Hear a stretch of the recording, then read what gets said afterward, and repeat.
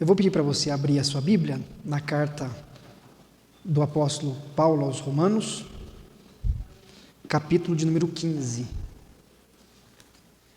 Carta do apóstolo Paulo aos Romanos, capítulo de número 15. Eu quero ler do verso 1 até o verso 13. Romanos 15. Hoje eu quero falar um pouco sobre nós como igreja, algumas coisas que nós devemos observar e atentar durante o exercício do nosso ministério como igreja do Senhor. Que Deus possa nos dirigir sempre. Capítulo 15, do verso 1 até o versículo de número 13. Todos acharam? Diz assim a palavra do Senhor. Ora, nós que somos fortes, devemos suportar as debilidades dos fracos e não agradar-nos a nós mesmos. Portanto, cada um de nós agrade ao próximo no que é bom para a edificação. Porque também Cristo não se agradou a si mesmo. Antes, como está escrito, as injúrias dos que te ultrajavam caíram sobre mim. Pois tudo quanto outrora foi escrito, para o nosso ensino foi escrito, a fim de que pela paciência e pela consolação das Escrituras tenhamos esperança. Ora, o Deus da paciência e da consolação vos conceda o mesmo sentir de uns para com os outros, segundo Cristo Jesus, para que concordemente e a uma voz glorifiqueis ao Deus e Pai de nosso Senhor Jesus Cristo. Portanto, acolhei-vos uns aos outros, como também Cristo nos acolheu, para a glória de Deus. Digo, pois, que Cristo foi constituído ministro da circuncisão em prol da verdade de Deus, para confirmar as promessas feitas aos nossos pais, e para que os gentios glorifiquem a Deus por causa da sua misericórdia. Como está escrito, por isso eu te glorificarei entre os gentios e cantarei louvores ao teu nome. E também diz, alegrai-vos, ó gentios, com o seu povo. E ainda, louvai ao Senhor, vós todos os gentios e todos os povos o louvem. Também Isaías diz, haverá a raiz de Jessé, aquele que se levanta para governar os gentios. Nele os gentios esperarão.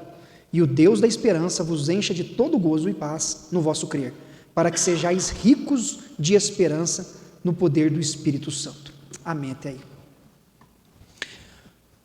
O Evangelho de Jesus Cristo, ele transforma vidas, ele liberta as pessoas. Todas as vezes que o Evangelho de Jesus é proclamado e uma vida reconhece Jesus Cristo como seu Senhor, há transformação e a libertação.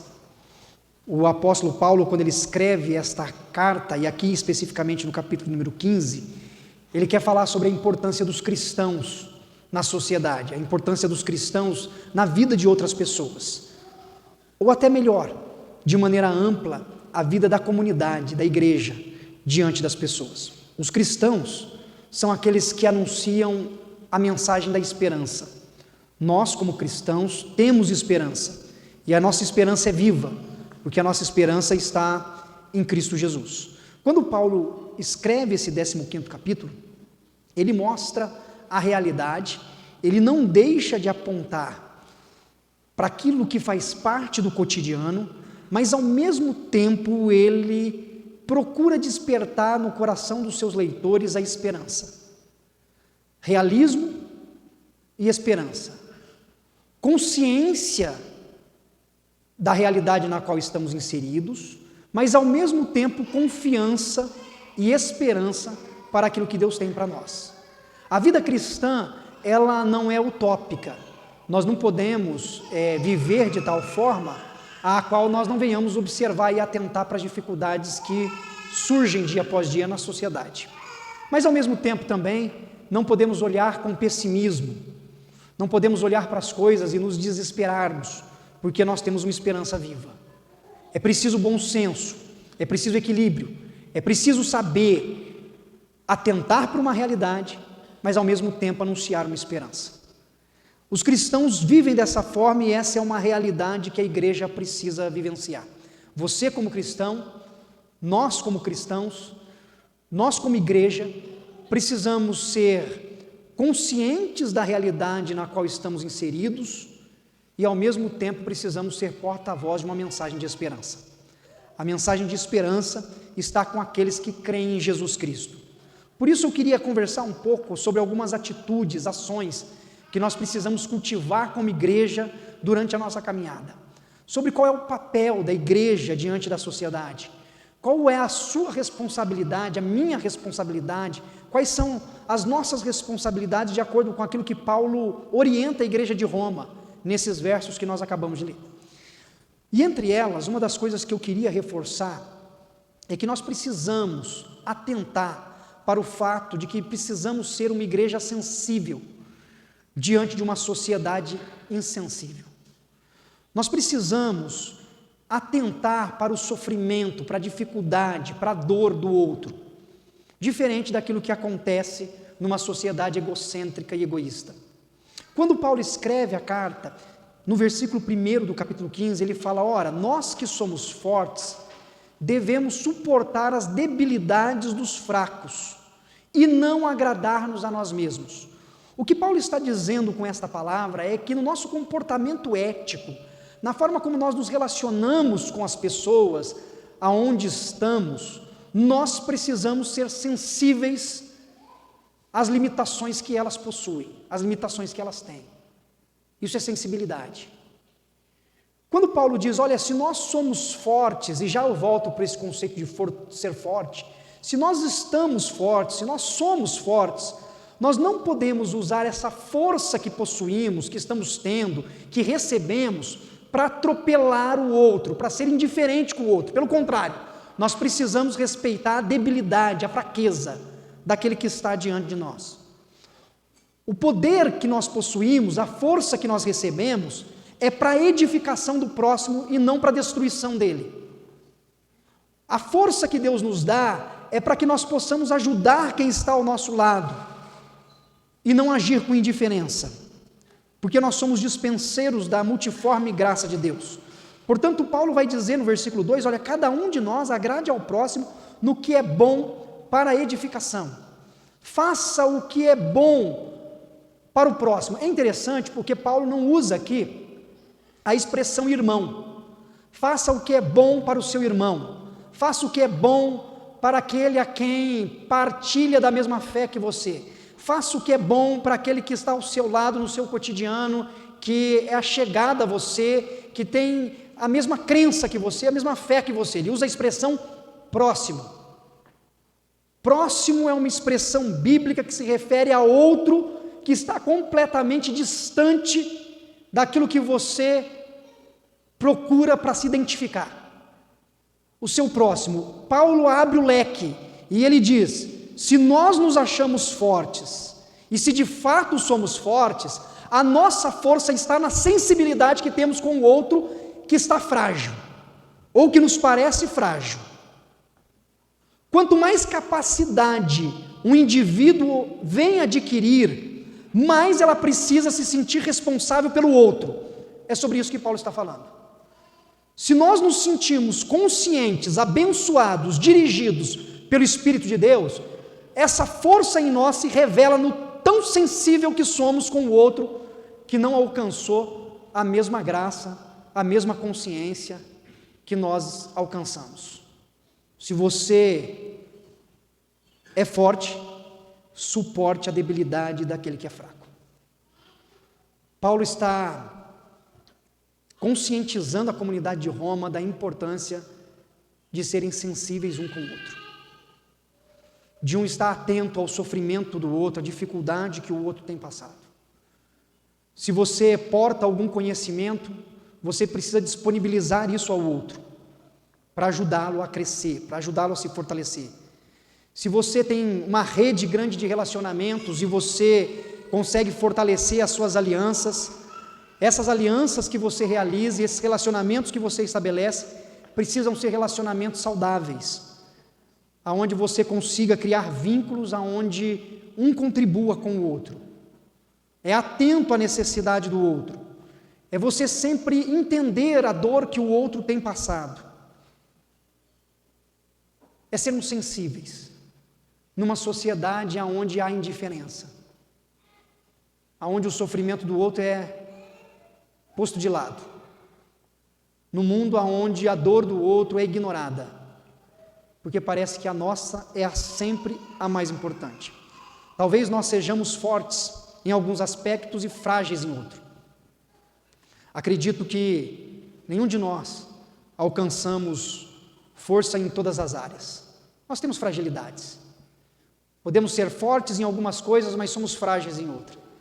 Podemos ter qualidades em alguns aspectos e podemos ter debilidades em outros. E isso exige de nós discernimento para que consigamos entender aonde estamos fortalecidos, para que sejamos sensíveis com os outros e da mesma forma que as pessoas possam ser sensíveis com a gente. E o exemplo que nós temos é o de Jesus, porque Paulo vai dizer no texto, no versículo 3, que Jesus deu esse exemplo, porque ele não se agradou a si mesmo. Antes, como está escrito, as injúrias do que te ultrajavam caíram sobre mim. Ele cita o Salmo dizendo sobre quem é Jesus e mostra que Jesus sofreu naquela cruz por causa da dor do outro. O Salmo 69, versículo 9 é citado como um versículo messiânico, mostrando que Jesus estava sensível às dificuldades que o outro tem passado. E uma das coisas que nós precisamos buscar como igreja é ser uma igreja sensível àqueles que Deus tem posto no nosso caminho. Qual é a dor que o nosso amigo, nosso vizinho, nosso colega tem sofrido? Qual é o sofrimento dele? Aonde que a situação dele é crítica? Para que nós possamos viver o Evangelho de Jesus em todos os aspectos, em todos os lugares. Para que o nosso coração esteja de fato alinhado com o Evangelho de Jesus. Há uma frase de um pastor, teólogo Jorge Barro, que ele fala sobre a comunidade cristã, e ele diz assim: esta comunidade tem vida no culto, mas também tem culto na vida. Com essa frase ele está dizendo o seguinte, que se nós entrássemos no lugar de celebração, no templo físico, para poder cultuar a Deus, e o nosso culto for dinâmico, o nosso culto for cheio de vida, for um culto alegre, festivo, celebrativo, mas se lá fora nós não tivéssemos culto na nossa vida, se nós não servíssemos o outro, não fôssemos sensíveis ao outro, com a mesma alegria, com a mesma disposição e a mesma gratidão, nós não estamos sendo a comunidade que Jesus nos chamou para ser. Nós precisamos ter culto com vida aqui dentro e vida com culto lá fora, porque é isso que faz de nós uma igreja sensível. Lembre-se que a insensibilidade em qualquer lugar é o exercício da força sobre a fragilidade do outro. A insensibilidade em qualquer lugar, seja nos seus relacionamentos familiares, nos seus relacionamentos profissionais, no seu relacionamento eclesiástico, a insensibilidade do coração humano é sempre o exercício da força que temos sobre a fragilidade que o outro tem passado. É a indiferença. E em Cristo nós não podemos ser indiferentes. Nós precisamos ser uma igreja sensível. O segundo ponto que Paulo aponta é uma igreja unida em uma sociedade desunida. Paulo vai falar nesses versos sobre o Deus da paciência, o Deus da consolação. E ele vai mostrar a necessidade que temos de estar unidos. Versículo 5, ele diz assim: ora, o Deus da paciência e da consolação vos conceda o mesmo sentir de uns para com os outros, segundo Cristo Jesus. Que haja entre vocês o mesmo sentimento, a mesma compaixão, que Deus, que é o Deus dono da paciência e dono da consolação, os ajude. Por que ele usa esta forma de identificar Deus, Deus de paciência? Porque nos relacionamentos humanos, para que nós sejamos nós precisamos de paciência. É paciência. Porque conviver com o outro que é diferente, é preciso paciência. O impaciente não dá conta. Aquele que acha que tem que ser do seu jeito não tem paciência. Imagine se Deus não tivesse paciência conosco. Todas as vezes que nós errássemos, falhássemos, o desagradássemos, discordássemos de Deus, Ele agisse com impaciência. Deus é muito paciente. Ele não é só paciente, como Ele é consolador, ou seja, Ele nos edifica, Ele nos conforta, Ele nos fortalece. E Ele usa essas qualidades do Senhor para dizer, olha, que vocês têm o mesmo sentimento de Cristo uns com os outros. que vocês possam ter paciência uns com os outros, que vocês possam consolar uns aos outros, porque consolar vem na ideia de dar palavras de esperança.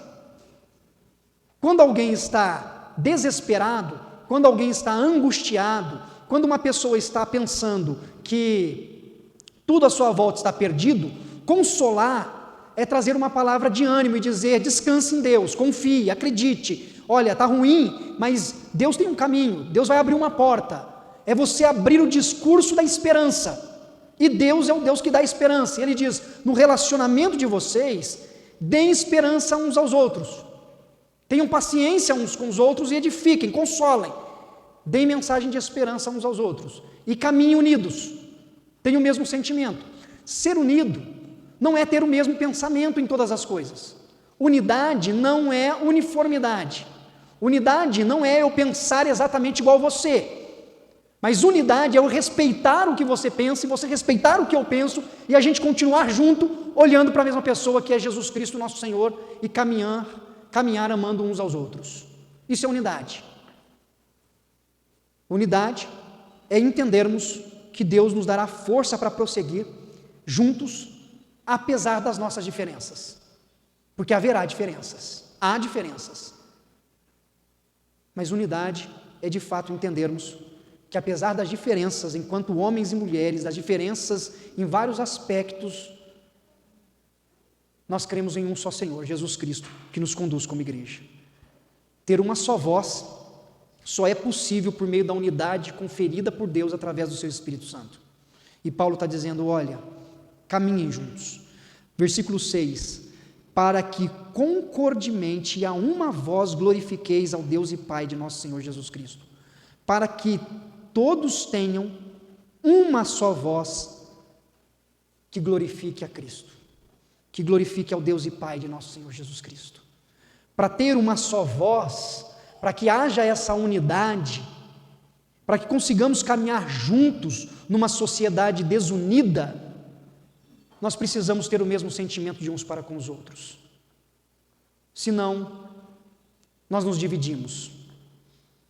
Em Cristo tem unidade, no inimigo a divisão. O nome próprio de Satanás, também chamado de diabo, significa em grego aquele que divide, aquele que separa. Por isso que até mesmo no seio da igreja cristã é tão difícil a unidade, porque um dos propósitos do inimigo das nossas almas é nos dividir de todas as formas.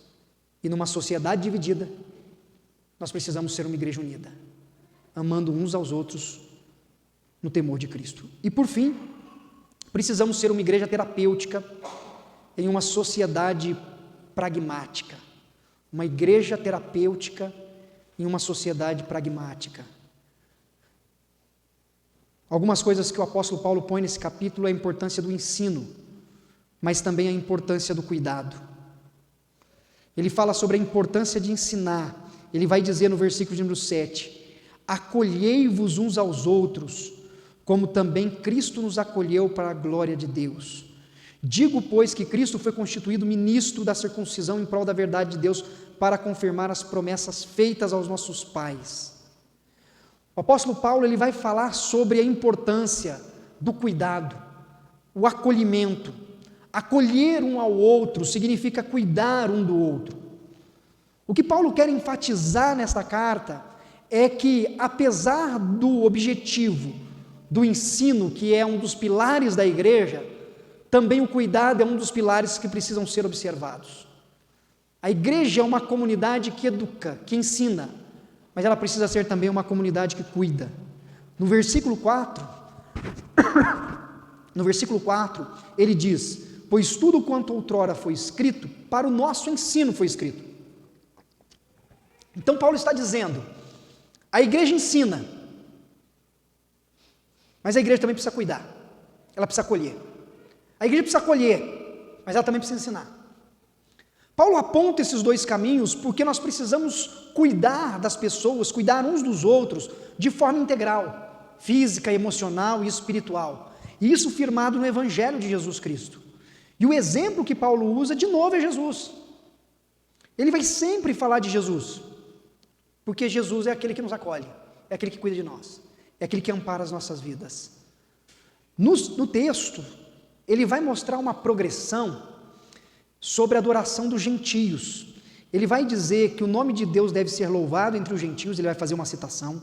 Ele vai fazer que os gentios devem ser convidados ao louvor, no versículo 10. Ele vai dizer que os gentios serão também uma forma de que todos os outros povos louvem ao Senhor, no versículo 11. E no versículo 12 vai dizer a respeito da raiz de Jessé, e aqui é uma forma de linguagem, porque Jessé era pai do rei Davi, mostrando que seria conduzido para uma adoração. O que Paulo está mostrando com isso tudo é que a igreja unida, seja de judeus ou gentios, de quem é chamado, separado e escolhido, precisam ser de pessoas que adoram a Deus e que cuidam mutuamente uns dos outros. É uma comunidade terapêutica, é uma comunidade que não só ensina, mas que cuida. Não é só que transmite conhecimento, mas que transmite amor, que vive amor. É a igreja que está atenta ao sofrimento do outro, que está cuidando do outro. Portanto, essas são 3 características que nós precisamos cultivar na nossa vida pessoal e na nossa vida comunitária.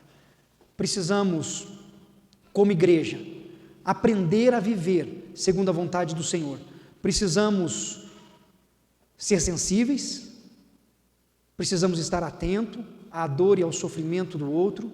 Nós precisamos, com a graça de Deus, ser uma comunidade unida e precisamos ser uma igreja terapêutica.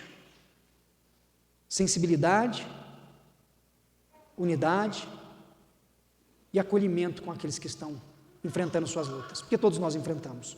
E assim prosseguiremos para a glória de Deus. Se formos sensíveis, unidos e se agirmos terapeuticamente, nós conseguiremos transmitir às pessoas uma palavra de esperança. E a esperança que nós transmitiremos é a pessoa de Jesus Cristo, que pode transformar qualquer situação. Que Deus nos use como essa igreja, não só aqui nesse lugar, nesse espaço físico no qual estamos, mas que nós sejamos essa igreja onde estivermos, de segunda a segunda-feira. Que nós sejamos canal de bênção na vida do nosso próximo. E que Deus nos fortaleça para isso. Amém? Nós vamos orar.